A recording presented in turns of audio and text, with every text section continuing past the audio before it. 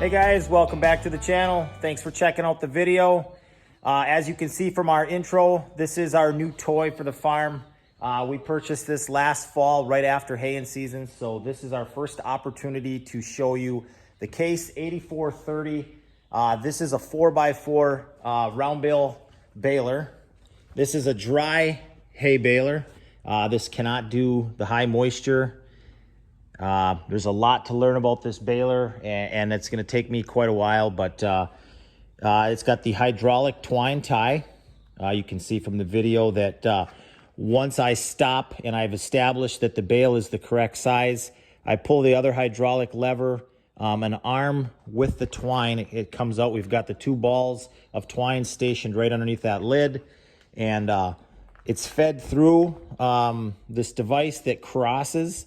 The twine is dangling out the end and it gets caught in the nip, which draws that twine in, and then you basically watch these lines, and you come back in little increments until it gets back to the other end, and then it's cut off with a knife there.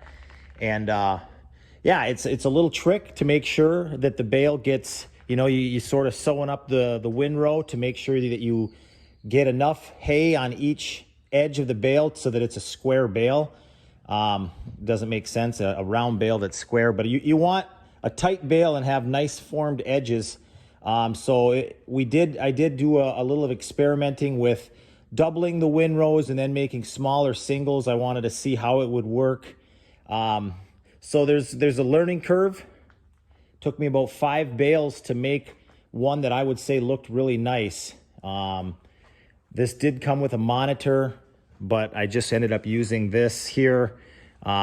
That gauge, after you kick the bale out, it returns back to the empty or ready position. And then when the bale gets, when this needle sort of, as you're baling it, it comes down. And when it gets somewhere at the max position, I'm just sort of watching my place in the field to make sure that I'm at a spot where I can kick it out. And I don't want to put too much in to stretch those belts out. Like I said, there's, a lot to be learned here. Yeah, I sure enjoyed it. We needed to adjust the belt tension. I did that with a friend before we made it out to the field. We did some experimenting with some small square bales out here in the yard. Yeah, so we basically have this hay prepped for this round baler the same way that we do for our small squares. The hay is cut on the day, whatever day it be, early in the morning or about noon to the afternoon. The next day is a full day of drying, and then that second or third day is the baling day. So I was told that this hay baler does not like any moisture, damp hay, and we wouldn't do that anyways. I don't need bales to heat up, and I don't need the moisture in those bales. I'm going to be feeding them to my animals, and we're going to be storing them here indoors. You can see on the other side, I've stored them in the corner here. Last year we piled them outside. That was an experiment, and it was all right.